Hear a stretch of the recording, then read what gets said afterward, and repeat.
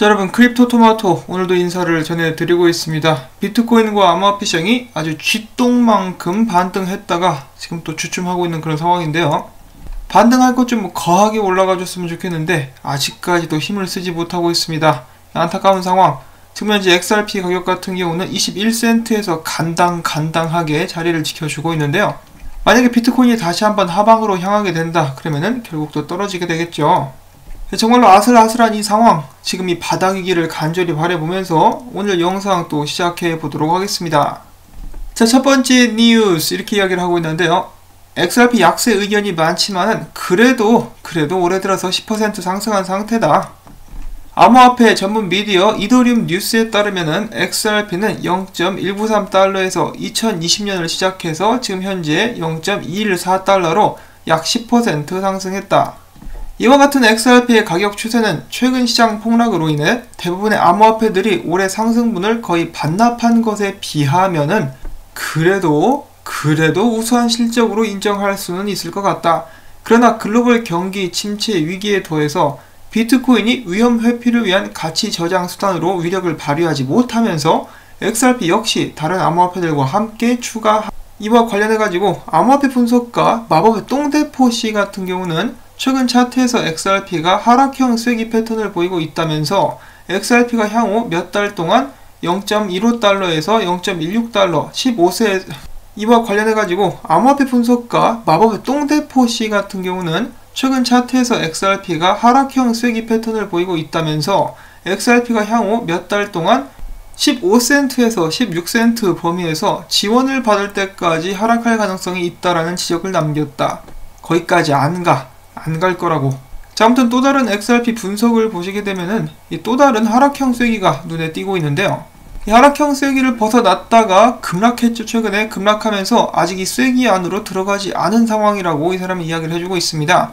여기서 떨어졌다가 다시 나와가지고 지지받고 반등하고 있는 상황이고, 이 맥디를 봤을 때 불리시 다이버전스가 일어나고 있다라고 이야기를 해주고 있습니다. 희망적으로다가 이야기를 해주고 있는 것인데요.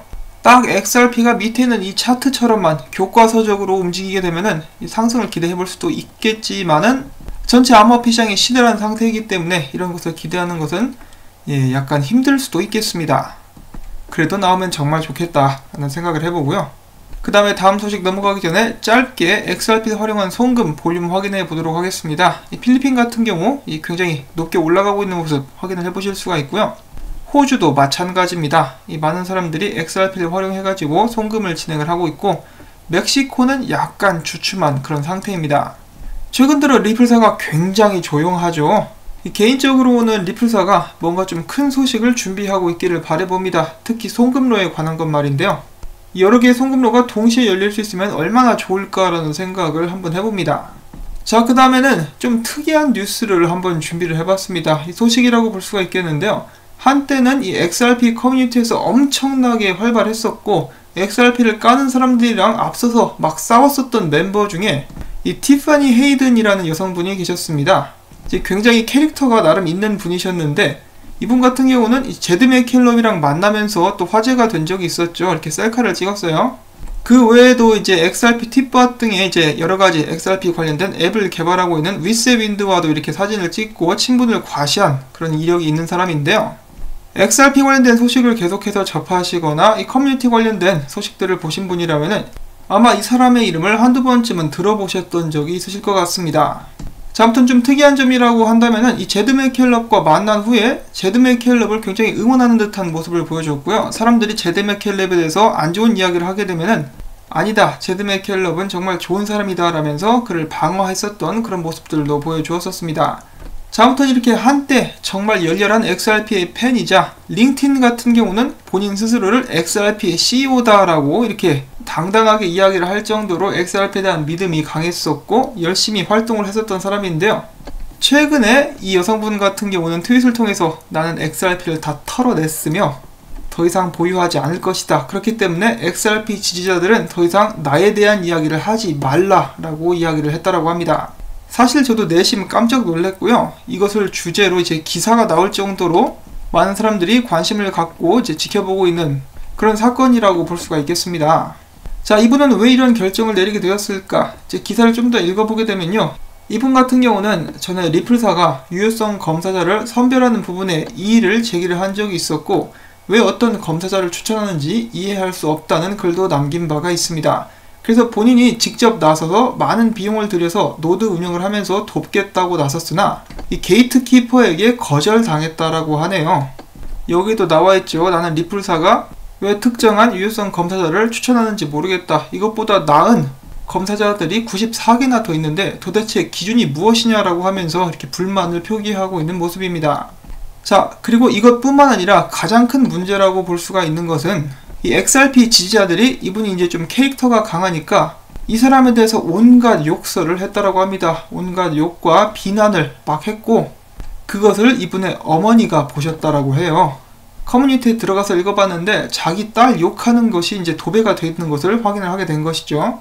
그래서 이분 같은 경우도 마음의 상처를 많이 받으신 것 같고요. 그래가지고 나는 더 이상 XRP를 홀딩하지 않겠고 커뮤니티에서 활동하기를 멈추겠다라고 밝힌 것입니다.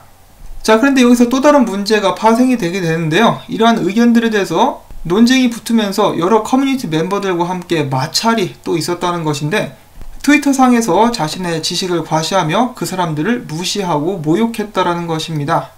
그렇기 때문에 마찬가지로 트위터상에서 많은 사람들이 이 여성분을 욕하면서 블랙을 때리는 광경을 저도 여러 번 목격을 한 적이 있는데요. 이 정말로 안타까운 상황이라고 볼 수가 있겠습니다. 사람들이 다 함께 힘을 모아가지고 열심히 노력을 해도 모자란 판인데 이렇게 커뮤니티가 분열되고 있는 모습, 정말로 슬프다라고 생각을 해볼 수가 있겠는데요. 여기서 한 가지 의문이 드는 것은, 한 가지가 아니라 몇 가지 생각해 볼 수 있는 것은, 이분은 정말로 XRP 투자를 포기하고 전부 다 던졌을까? XRP에 대해서 그렇게까지 자신이 있었고 미래를 확신하고 있었던 이 사람이 XRP 투자를 정말 포기했을까라는 것이고요. 아니면은 사람들이 싫어서, 일단 상대하기 싫어서 그랬다고 이야기를 한 것일까? 만약에 정말로 XRP를 포기했다라면은 설마 일반 투자자들은 모르는 뭔가를 알고 있는 것인가? 이 제드 맥켈럽과 연관이 있는 것인가? 그리고 또 이 여성분이 지적을 했었던 XRP 네트워크가 약한 부분이 있고 이 밸리데이터들이 좀 신뢰하지 못하다라고 하는 그런 부분, 저희는 안심해도 되는 것인가? 여러 가지 의문점을 갖게 합니다. 그러한 질문들에 대해서는 제가 답을 드릴 수가 없는 것이 좀 안타까운데요.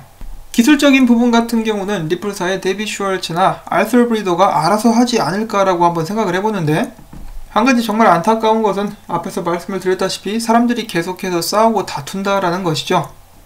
부디 그런 일은 좀 없었으면 좋겠습니다.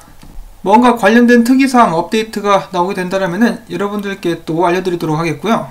최근에 XRP를 던지고 있는 사람들이 공통적으로 지적하고 있는 것, 이 커뮤니티 멤버들이 너무나 독하다, 너무나 해악을 많이 끼친다라는 거 개선이 될 수 있기를 한번 바라봅니다.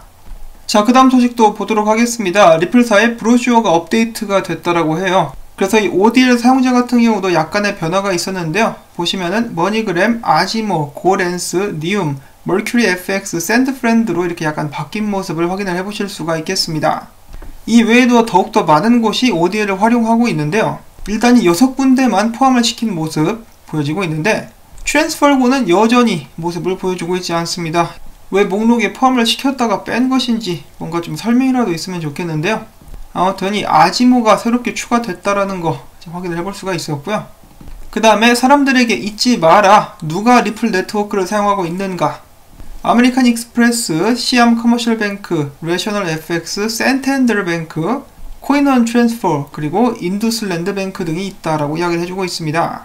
개인적으로는 이들이 XRP 활용을 좀 빨리 해줬으면 좋겠다라는 소망을 가져보는데요. 특히 센텐더 뱅크, 아메리칸 익스프레스, 여기에서 XRP가 활용되게 되면 정말 큰 뉴스가 되지 않을까 싶습니다. 그날이 언젠가는 오겠죠. 자, 그 다음 소식으로는 리플사가 지속적으로 덩치를 키워가고 있고 더욱더 많은 직원들을 구하고 있다는 소식이 나왔습니다. 리플사가 신규 채용을 확대하고 있는데요. 구인 목록을 보시면은 프로젝트 마케팅 시니어 매니저를 포함해서 스프링에서만 9명을 신규로 채용할 계획이고요.